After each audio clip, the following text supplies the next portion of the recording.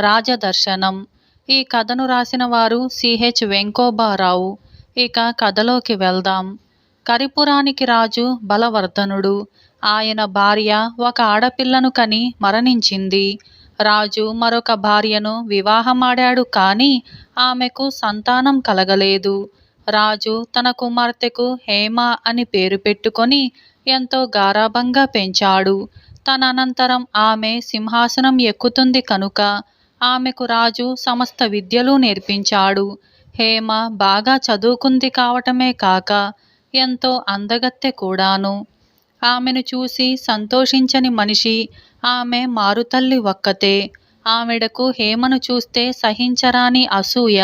అందుచేతనే రాజు హేమకు ఎన్ని సంబంధాలు చూసినా ఆవిడ ఇంకా మంచి సంబంధం వస్తుంది అంటూ అడ్డుపుల్ల వేస్తూ వచ్చింది. ఇలా ఉండగా ఒకనాడు బలవర్ధన రాజు వేటకు బయలుదేరి వెళ్ళాడు. ఆ సమయంలో మారుతల్లి హేమను ఒకసారి రమ్మని కబురు మీద కబురు పెట్టింది. హేమ వెళ్ళటానికి మొదట సంశయిస్తూనే ఉండి చివరకు బావుండదని సాయంకాలం వేళ తన మారుతల్లిని చూడటానికి వెళ్ళింది. మారుతల్లి హేమ మీద ఎంతో ఆపేక్ష గల దానిలాగా నటిస్తూ తినటానికి అవి ఇవి తెచ్చిపెట్టింది. హేమ తనకు ఆకలిగా లేదని అబద్ధమాడి తినుబండారాలన్నింటినీ మూటగట్టుకొని తరువాత తింటాలే అని అన్నది. ఆ తరువాత మారుతల్లి హేమకు గంధం పూయించింది, పూలు పెట్టించింది. అగరు వాసన చూడమని హేమ ముక్కు దగ్గర ఏదో పెట్టింది. అది వాసన చూస్తూనే హేమ ఒళ్ళు తెలియకుండా పడిపోయింది. రాజు భార్య మైకంలో ఉన్న హేమను ఒక కొయ్యపెట్టెలో పడుకోబెట్టి అర్ధరాత్రి వేళ తన నౌకర్లను పిలిపించి వారి చేత ఆ పెట్టెను కోట గోడ మీదుగా శ్మశానంలో పడేటట్టుగా పారవేయించింది. ఆ రాత్రే ఆ శ్మశానం ప్రాంతాలకు విజయుడు అనే యువకుడు గుర్రం మీద దూరదేశం నుంచి వచ్చి చేరాడు.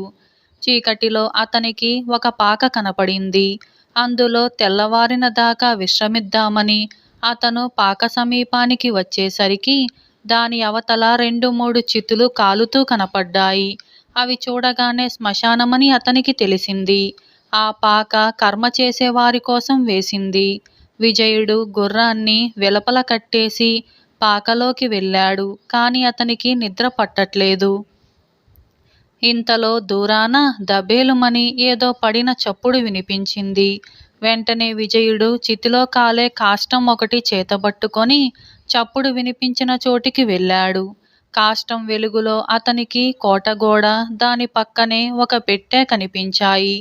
అతను పెట్టె మూత తీసి చూసేసరికి అందులో ఒక అపూర్వమైన అందగత్తె స్పృహలేని స్థితిలో కనపడింది.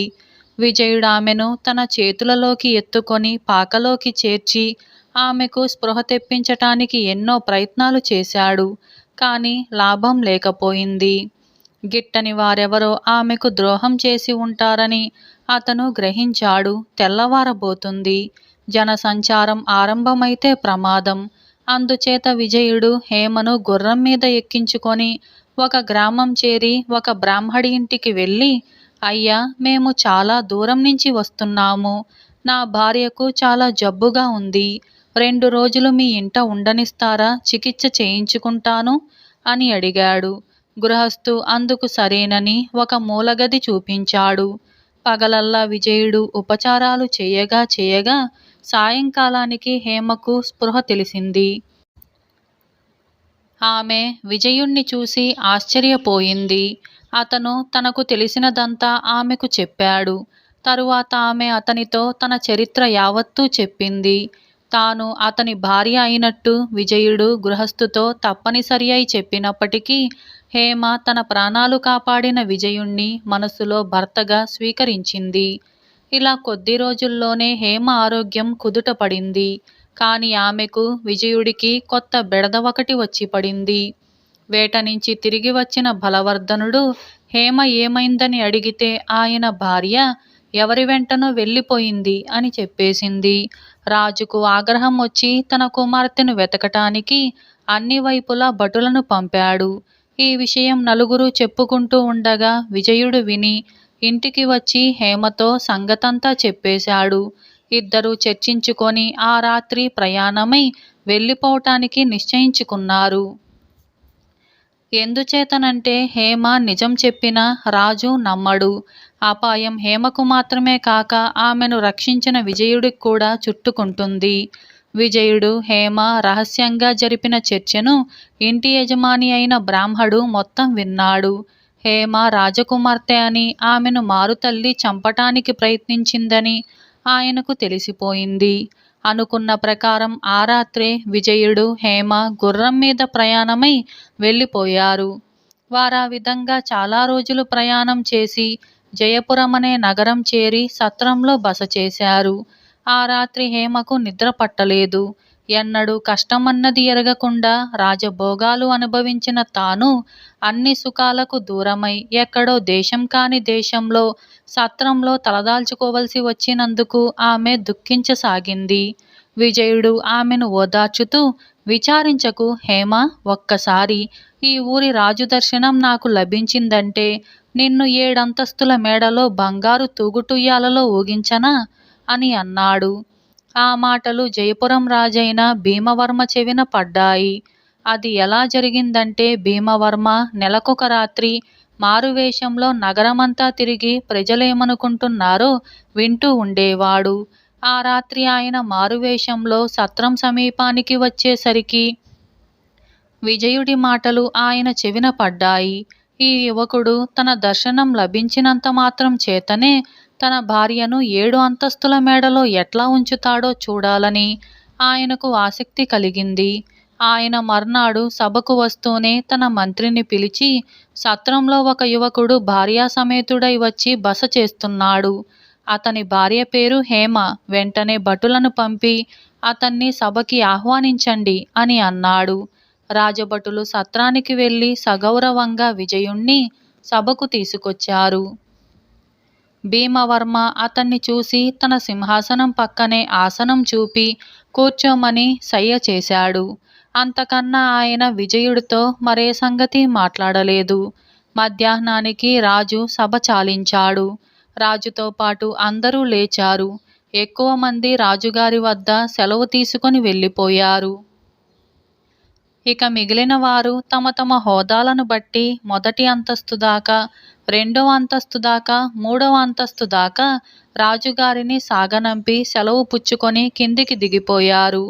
మంత్రి సామంతులు సైతం 4వ అంతస్తు వద్ద రాజుగారి వద్ద సెలవు పుచ్చుకున్నారు. ఒక్క విజయుడు మాత్రం 6వ అంతస్తు దాకా రాజుగారి వెంట వెళ్ళి అక్కడ సెలవు పుచ్చుకొని గబగబా మెట్లు దిగి వచ్చి మిగిలిన వారిని, మంత్రి ఎవరు అని అడిగాడు. చిత్తం నేనేనండి అన్నాడు మంత్రి. మంత్రి ఇంత వినయంగా ప్రవర్తించటానికి చాలా కారణాలు ఉన్నాయి. ఈ యువకుడు రాజదర్శనం కోసం విజ్ఞాపన చేసుకోకుండానే రాజు ఇతనిని సభకు ఆహ్వానించాడు.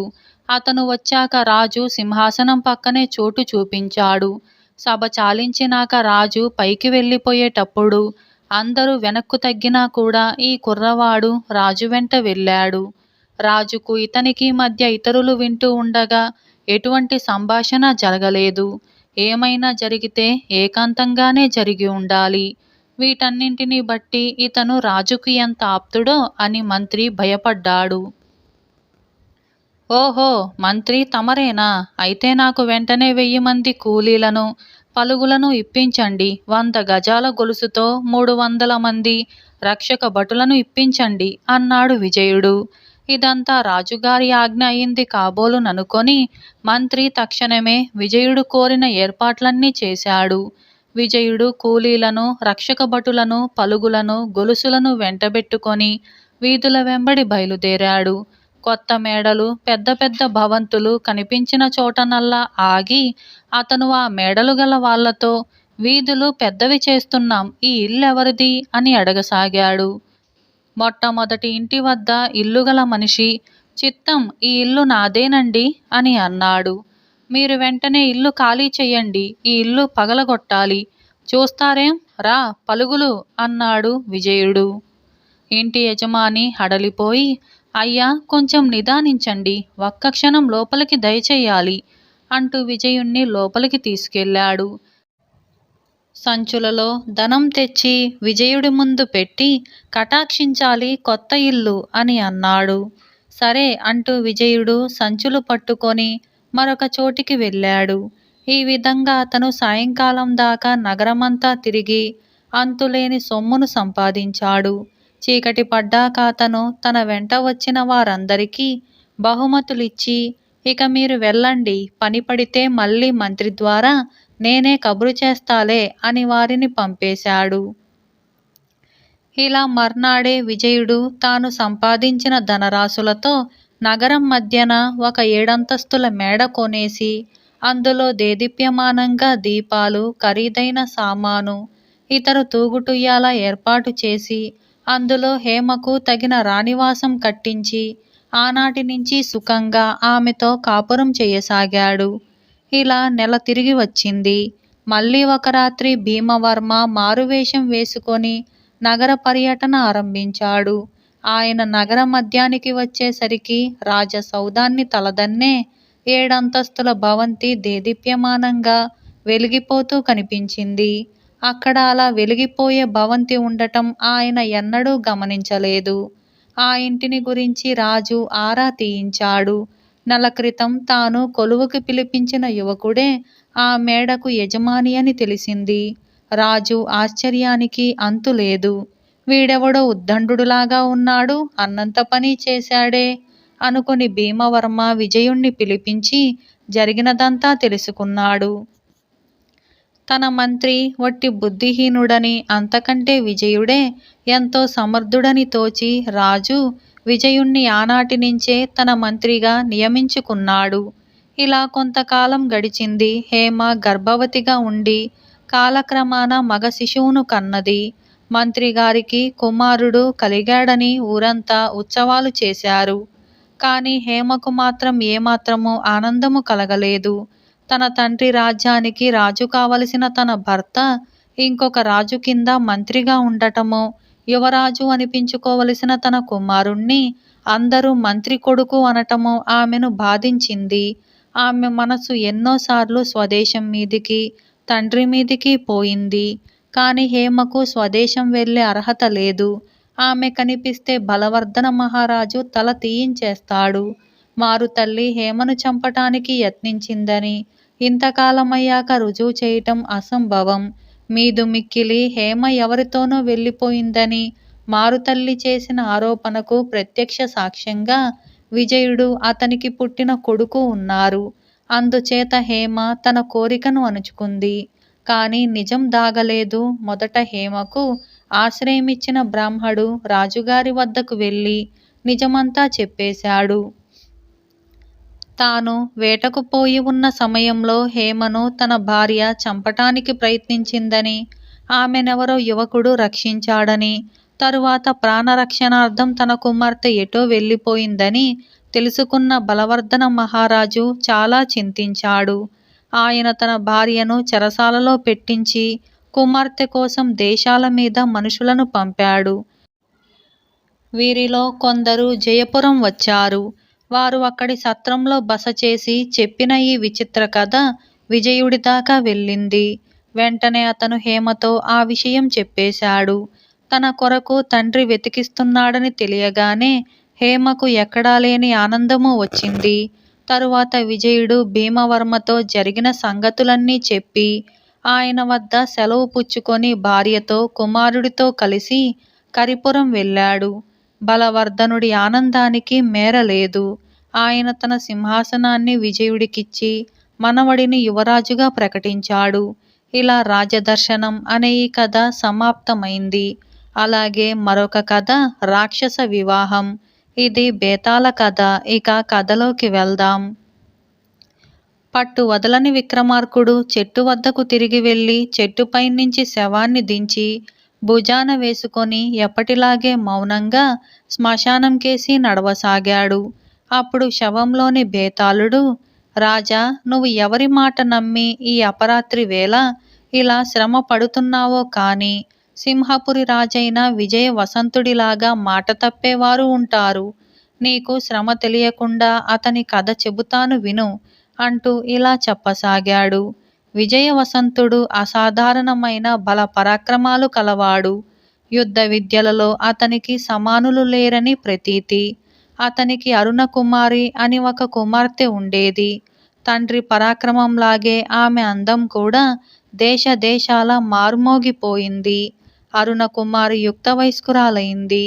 ఆమెను ఎవరికిచ్చి పెళ్లి చెయ్యాలి అన్న సమస్య దివానంలో చర్చకు వచ్చినప్పుడు రాజు అందరి సూచనలు తోసిపుచ్చి, నన్ను యుద్ధ విద్యలలో మించగల వాడికే నా కూతురునిచ్చి పెళ్లి చేస్తాను అని అన్నాడు. ఈ మాట ఆధారం చేసుకొని మంత్రులు అరుణకుమారికి స్వయంవరం ఏర్పాటు చేస్తూ అన్ని యుద్ధ విద్యలలో పోటీ చేసి గెలిచిన వాడికే రాజకుమార్తెతో వివాహం జరుగుతుందన్న నిబంధన ప్రకటించారు. ఈ ప్రకటన అన్ని దేశాలకు వెళ్ళింది, కానీ శాకలపురికి మాత్రం వెళ్ళలేదు. అందుకు కారణం సింహపురికి శాకలపురికి బద్ధ వైరం ఉండటం. అయితే శాకలపురి రాజకుమారుడు కమలశేఖరుడనే వాడు అరుణకుమారిని చాలా కాలంగా పెళ్లాడగోరుతున్నాడు. ఆమెకు స్వయంవరం ఏర్పాటైన సంగతి మరొక రాజకుమారుడి ద్వారా అతనికి తెలిసింది. అతను ఆ రాజకుమారుడి చెలికాడులాగా అతని వెంట స్వయంవరానికి బయలుదేరి వచ్చాడు. స్వయంవరం నాడు అందరు రాజకుమారులతో పాటు కమలశేఖరుడు కూడా గుర్రపు స్వారీ, కత్తి యుద్ధము, గదా యుద్ధము, విలువిద్యా పోటీలలో పాల్గొని అందరినీ ఓడించాడు. అరుణకుమారి అతని మెడలో వరమాల వేయటమే తరువాయి. ఆ సమయంలో విజయవసంతుడు కమలశేఖరుణ్ణి కౌగిలించుకొని, కుమార, యుద్ధ విద్యలలో నీ ప్రావీణ్యాన్ని మెచ్చాను. నువ్వు ఏ దేశపు రాజకుమారుడివి? నీ పేరేమిటి అని అడిగాడు. నేను శాకలపురి రాజకుమారుణ్ణి. నా పేరు కమలశేఖరుడు అన్నాడు కమలశేఖరుడు. విజయవసంత మహారాజు కోపోద్రేకంతో, హీనుడా, తక్షణం ఇక్కడి నుంచి వెళ్ళిపో. ఈసారికి నిన్ను ప్రాణాలతో వదులుతున్నాను అని గర్జించాడు. కమలశేఖరుడు అంతకన్నా కోపోద్రేకంతో, నువ్వు పెట్టిన పరీక్షలో నెగ్గినప్పుడే నీ కుమార్తె నాకు వధువైంది. నేనామెను పెళ్లాడకుండా ఎలా ఆపుతావో చూస్తాను అంటూ ఒరలో నుంచి చర్రున కత్తి దూశాడు. విజయవసంతుడు కూడా కత్తి దూశాడు. ఇద్దరు ఒకరి ప్రాణాలు ఒకరు తీయదలిచినట్టుగా పోరాడారు. ఆ పోరాటంలో విజయవసంతుడు కత్తి పట్టిన చేతికి బలంగా గాయం తగిలింది. వెంటనే కమలశేఖరుడు అరుణకుమారిని చెయ్యి పట్టుకొని తీసుకొని వెళ్ళి తన గుర్రం మీద ఎక్కించుకొని తన దేశానికి వెళ్ళిపోయాడు. అలా ఆ రోజే విజయవసంతుడు రణభేరి వేసి సైన్యాన్ని తరలించుకొని శాకలపురి మీద యుద్ధానికి వెళ్ళాడు. మర్నాడు ఉదయం శాకలపురి సేన సన్నద్ధమై ఉంది. సేనకు ముందున్న యోధులలో కమలశేఖరుడే కాక అరుణకుమారి కూడా ఉంది. అది చూడగానే విజయవసంతుడు యుద్ధం ఆపు చేయించి తన కుమార్తెను అల్లుణ్ణి కౌగిలించుకొని ఆశీర్వదించి వారి వెంట శాకలపురి ప్రవేశించి తన గర్భశత్రువైన శాకలపురి రాజుతో సఖ్యం చేసుకొని తన కుమార్తె వివాహం వైభవంగా జరిపించి ఎంతో సంతోషంగా తన రాజ్యానికి తిరిగి వెళ్ళాడు. బేతాళుడు ఈ కథ చెప్పి, రాజా, విజయవసంత మహారాజు ప్రవర్తనకు అర్థం ఏమిటి? తాను పెట్టిన నియమం ప్రకారం అన్ని యుద్ధ విద్యలలోనూ నెగ్గిన కమలశేఖరుడికి తన కుమార్తెనిచ్చి పెళ్లి చేయటానికి ఆయన నిరాకరించటమే కాక అతన్ని కత్తి యుద్ధంలో చంపటానికి ఎందుకు ప్రయత్నించాడు? తరువాత అతని మీదికి యుద్ధానికి వెళ్ళినప్పుడు యుద్ధం చేయకుండా తానే స్వయంగా దగ్గరుండి పెళ్ళెందుకు చేయించాడు? ఇలా ఈ సందేహానికి సమాధానాలు తెలిసి కూడా చెప్పలేకపోయావో నీ తల 1000 ముక్కలవుతుంది అని అన్నాడు. దానికి విక్రమార్కుడు, కమలశేఖరుణ్ణి అరుణకుమారి వివాహానికి ఎవరూ ఆహ్వానించలేదు. అతనికి యుద్ధ విద్యల పోటీలో పాల్గొనే హక్కు లేదు. అతను తన శత్రువైనా కూడా అతన్ని ప్రాణాలతో వదలటానికి విజయవసంతుడు సిద్ధపడ్డాడు. కానీ కమలశేఖరుడే ఆయన మీద కత్తి దూశాడు. తన ప్రాణం తీయదలిచిన వాణ్ణి చంపటానికి ప్రయత్నించటం తప్పు కాదు. విజయవసంతుడు యుద్ధానికి పోవటం కూడా సరైన పనే. అయితే తన కుమార్తెకు స్వయంవరం తలపెడితే అది రాక్షస వివాహంగా పరిణమించింది. అందుచేత విజయవసంతుడు తన కుమార్తెను విడిపించుకురావటానికి యుద్ధం తలపెట్టాడు. కానీ తనతో యుద్ధం చేయటానికి తన కుమార్తె స్వయంగా వచ్చేసరికి ఆమె తనను ఎత్తుకుపోయిన వాణ్ణి ఇష్టపడే పెళ్లాడుతున్నట్టుగా ఆయనకు స్పష్టమైంది. రాక్షస వివాహం ధర్మవిరుద్ధం కాదు కనుక దానికి విజయవసంతుడు సంతోషంగా ఒప్పుకొని తన అల్లుడితో శత్రుత్వం కొనసాగించటం భావ్యం కాదు కనుక అతని కుటుంబంలో సఖ్యం చేసుకున్నాడు అని అన్నాడు. ఇలా రాజుకు ఈ విధంగా మౌనభంగం కలగగానే బేతాళుడు శవంతో సహా మాయమై తిరిగి చెట్టెక్కాడు. ఇలా రాక్షస వివాహం అనే ఈ కథ సమాప్తమైంది. వివై థాట్స్ ఛానల్లోకి శ్రోతలందరికీ స్వాగతం. ఇవాల్టి మన ఛానల్లోని కథ అచ్చిరాని దేశాటన. ఈ కథను రాసిన వారు షేక్ అబ్దుల్ పహబ్. ఇక కథలోకి వెళ్దాం. పూర్వం పర్షియా దేశంలోని ఒక గ్రామంలో ఒక పేదవాడికి మల్లయుద్ధ ప్రవీణుడైన కొడుకు ఉండేవాడు. ఆ యువకుడు పేదరికంతో విసుగు చెంది దేశాటన చేసి ధనం సంపాదించాలని అనుకున్నాడు. అందుకతను తండ్రి అనుమతి కోరాడు. తండ్రి తన కొడుకును చూసి జాలిపడి, నాయనా, బాహుబలం కంటే అదృష్టబలం గొప్పది, ఉన్నదానితో తృప్తిపడటం మంచిది అని అన్నాడు. అందుకు కొడుకు, యాత్రల వల్ల ఎన్నో లాభాలుంటాయి. ప్రపంచంలోని వింతలు చూడవచ్చు, కొత్తవారి స్నేహము పరిచయము సంపాదించవచ్చు, ధనం కూడా సంపాదించవచ్చు, ఎంతో లోకజ్ఞానం కూడా లభిస్తుంది అని అన్నాడు. యాత్రల వల్ల లాభం పొందగల వాళ్ళు వర్తకులు, పండితులు, గాయకులు, ఒళ్ళు వంచి పనిచేయగలవారును. వారు ఎక్కడైనా చలామణి అవుతారు. నీ వంటి వారికి యాత్రలు లాభించవు. దేశం కాని దేశంలో నిన్ను గురించి విచారించేవారు ఉండరు. కాబట్టి నీ ఉద్దేశం మార్చుకో అన్నాడు తండ్రి. నిప్పులో వేస్తే కాని అగరు వాసన తెలియదు. నేను మదపుటేనుగును, సింహాన్ని కూడా ఎదురించగల బలశాలిని. నా అదృష్టం ఎక్కడున్నది వెతుకుతాను అన్నాడు కొడుకు. తండ్రి సరేనని కొడుకును ఆశీర్వదించి పంపేశాడు. కొడుకు కాలినడకన బయలుదేరి కొన్నాళ్లకు సముద్ర తీరం చేరాడు. అక్కడ పడవ ఒకటి సముద్రం మీద బయలుదేరటానికి సిద్ధంగా ఉంది. యువకుడి దగ్గర పైసా కూడా లేదు. అతడు ఆ సంగతి చెప్పి తనను పడవ ఎక్కించుకోమని పడవవాణ్ణి బ్రతిమాలాడు. చూడటానికి గున్న ఏనుగులాగా ఉన్నావు, దయాధర్మం అడగటానికి నీకు సిగ్గులేదా అని పడవవాడు ఆ యువకుణ్ణి తిట్టి కేవు ఇవ్వందే పడవలోకి ఎక్కనివ్వనని అన్నాడు. యువకుడికి పట్టరాని కోపం వచ్చింది. ఇంతలో పడవ రేవు నుంచి కదిలింది. అప్పుడు యువకుడు చేతులెత్తి అరుస్తూ కేవుకు బదులు తన చొక్కా ఇస్తానని అన్నాడు. చొక్కా మీద ఆశ పుట్టి పడవవాడు పడవను ఒడ్డుకు పట్టించాడు. పడవవాడు ఒడ్డుకు దిగగానే యువకుడు వాడి మెడ పట్టుకొని ఒక్క చావు దెబ్బతో పడగొట్టాడు. అది చూసి మరొక పడవవాడు మొదటివాడికి సహాయం వస్తే వాణ్ణి కూడా అతడు చావదన్నాడు. అంత బలశాలితో వైరం మంచిది కాదని మొదటి పడవవాడు యువకుడికి క్షమాపణ చెప్పుకొని కేవు లేకుండానే అతన్ని తన పడవలోకి ఎక్కించుకున్నాడు. ఇక పడవ కదిలింది. ఇలా కొంత దూరం పోయాక సముద్ర మధ్యంలో ఒక స్తంభం కనిపించింది. పడవను దాని సమీపంగా తీసుకుపోయి పడవవాడు, పెద్ద ప్రమాదం వచ్చి పడింది. ముందు సుడిగుండం ఒకటి ఏర్పడింది. ఎవరన్నా బలం గల వాళ్ళు ఒక మోకు తీసుకొని ఈదుతూ వెళ్ళి పడవను ఆ స్తంభానికి కట్టాలి, లేకపోతే పడవ సుడిగుండంలో మునిగిపోతుంది అని అన్నాడు. యువకుడు మోకు తీసుకొని స్తంభం వద్దకు ఈదుకుంటూ వెళ్ళాడు. పడవవాడు మోకును లాగేసుకొని పడవను నడిపించుకుంటూ వెళ్ళిపోయాడు. యువకుడు నడి సముద్రంలో స్తంభం మీద ఉండిపోయాడు. ఒకసారి అవమానం పొందిన వ్యక్తి 1000 సార్లు సంతోషపెట్టినా తన ప్రతీకార వాంఛను వదులుకోడు. ఈ మాట యువకుడికి గుర్తులేకపోయింది. 2 రోజులు ఆ యువకుడు ఆ స్తంభం మీదే ఉండి మరో పడవ ఏదైనా అటుగా వస్తుందేమోనని నిరీక్షించాడు. కానీ రాలేదు. తరువాత అతను పట్టుతప్పి నీటిలో పడిపోయాడు. ఒక రోజంతా నీటిలో ఈదగా అతనికి ఒడ్డు చిక్కింది. ఆకలి దహించుకుపోతుంది. పక్కనే ఒక తోపు కనిపించింది. అందులో ప్రవేశించి ఆకులు, కాయలు, దుంపలు ఆవురావురుమని తిన్నాక అతని ప్రాణం కాస్త కుదుటపడింది. కానీ దాహం బాధిస్తుంది.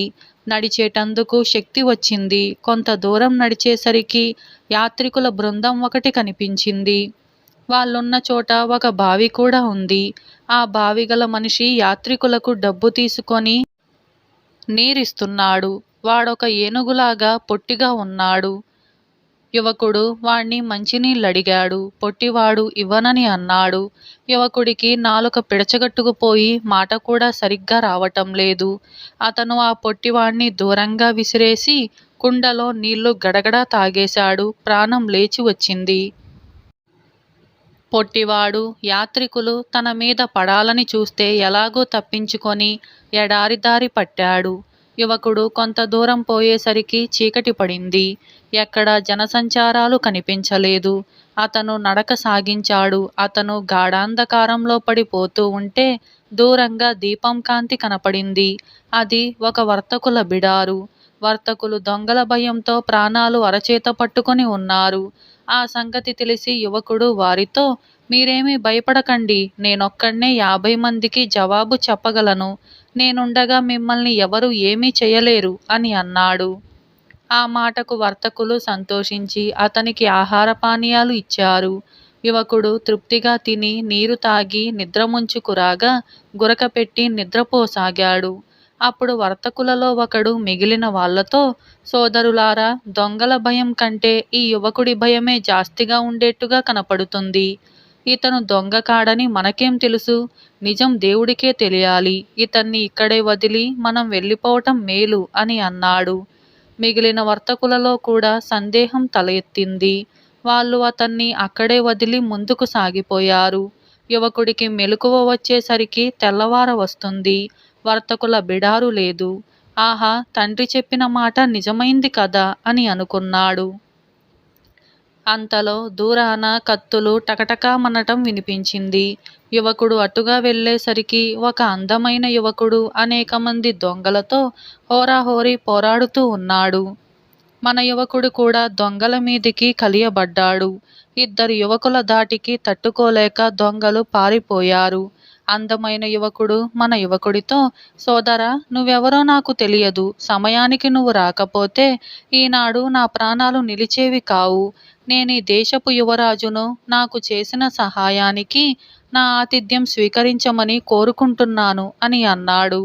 మన యువకుడు యువరాజుకు తన కథ అంతా చెప్పుకున్నాడు.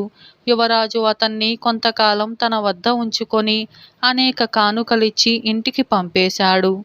ఇలా అచ్చిరాని దేశాటన అనే ఈ కథ సమాప్తమైంది. అలాగే మరొక కథ అహంకారం. చాలా కాలం కిందట కుముదుడనే మహర్షి విష్ణువును గురించి ఘోర తపస్సు చేశాడు. కొంతకాలానికి విష్ణువు లక్ష్మీ సమేతుడై ఆయనకు ప్రత్యక్షమయ్యాడు. సాష్టాంగ నమస్కారం చేసి చేతులు జోడించి నిలబడిన కుముదుడిని, ఏమి వరం కావాలో కోరుకో అన్నాడు మహావిష్ణువు. ఏ కోరికలు లేకుండా కేవలం విష్ణు దర్శనం కోసమే కుముదుడు తపస్సును ప్రారంభించాడు. అలాంటి స్థితిలో విష్ణువు వరం కోరుకోమనేసరికి అతడు తికమక పడ్డాడు. లక్ష్మీదేవి కుముదుడి మనస్థితిని గ్రహించినదై ఇలా అన్నది, వత్స, నీ భక్తికి మెచ్చాము. అనాలోచితంగా ఇప్పుడే ఏదో వరము కోరుకోవలసిన అవసరమేమీ లేదు. మేము మళ్ళీ మాసం రోజుల్లో నీకు దర్శనం ఇస్తాము. ఈలోగా బాగా ఆలోచించి నీకు కావలసిన వరం ఏదో కోరుకోవచ్చు అని అన్నది. లక్ష్మీదేవి ఇలా అనేసరికి కుముదుడు స్థిరచిత్తుడయ్యాడు. మరుక్షణంలోనే మహావిష్ణువు లక్ష్మీ సమేతంగా అదృశ్యుడయ్యాడు. కుముదుడు తన తపస్సు ఫలించింది కదా అని మహదానందం పొందాడు. ఆ తరువాత తన ఆశ్రమానికి తిరిగి వచ్చి శిష్యులకు ఈ శుభవర్తమానం తెలిపాడు. గురువుగారి అమోఘ తపశ్శక్తికి శిష్యులంతా అబ్బురపడ్డారు. సాక్షాత్తు ఆ మహావిష్ణువే ప్రత్యక్షమై వరం కోరుకోమన్నా కోరుకోని ఆయన త్యాగాన్ని వేణోల్లా ప్రస్తుతించారు. ఈ 14 భువనాల్లో ఇంత సర్వసంగ పరిత్యాగి మహాభక్తుడు లేడని పొగడసాగారు. ఈ పొగడ్తలతో కుముదుడిలో అహంభావం పెరిగింది. తనకంటే మహర్షి శ్రేష్ఠుడు ఎక్కడా లేడని భావించసాగాడు. ఇలా ఈ స్థితిలో కుముదుడు ఒకనాడు గంగానదికి శిష్యులతో కలిసి స్నానానికి వెళ్ళాడు. అక్కడ వీళ్లకు నదిలో స్నానం చేసి వస్తున్న రైవతుడు అన్న రాజర్షి ఎదురయ్యాడు. భార్య, 10 మంది పిల్లలు. ఈయనేమి ఋషి అన్న సంశయం కలిగింది. కుముదుడి శిష్యులకు.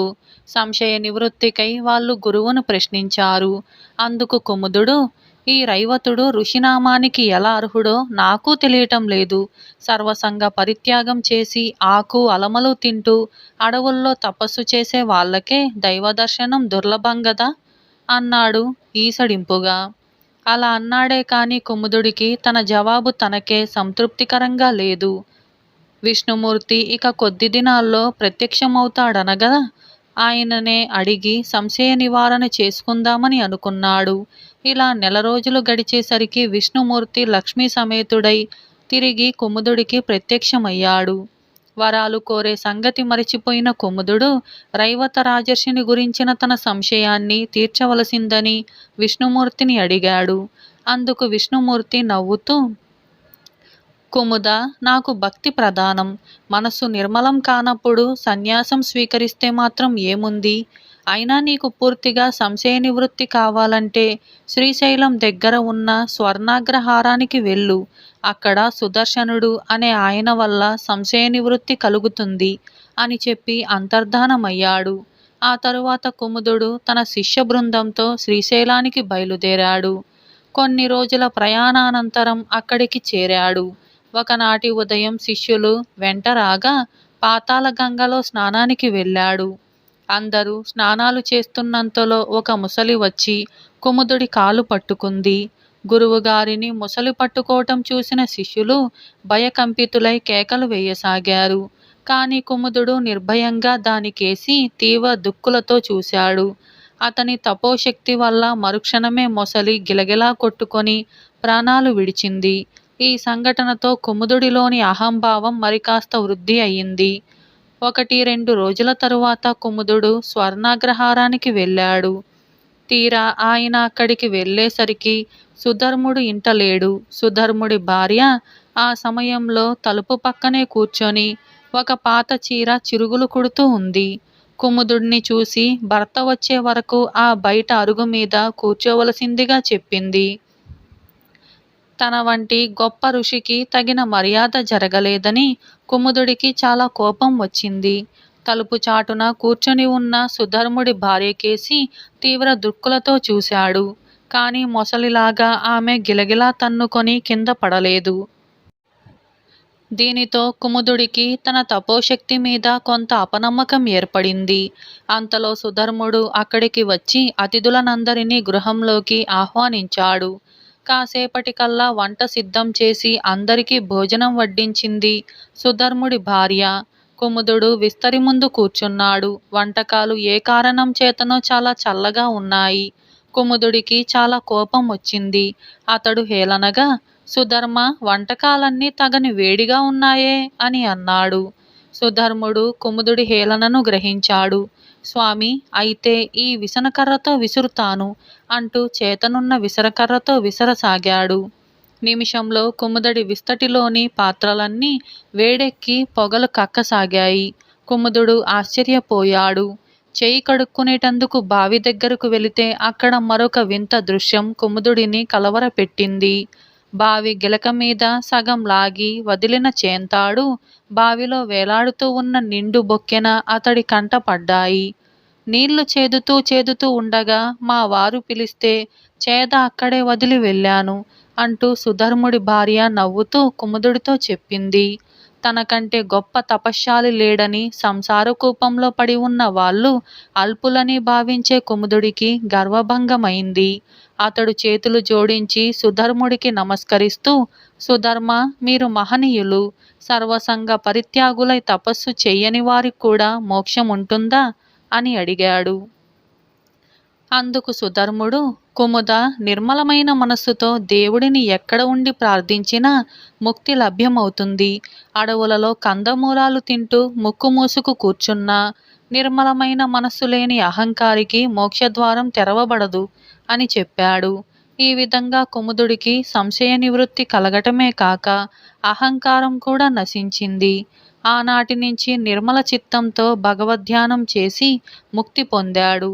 ఇలా అహంకారం అనే ఈ కథ సమాప్తమైంది.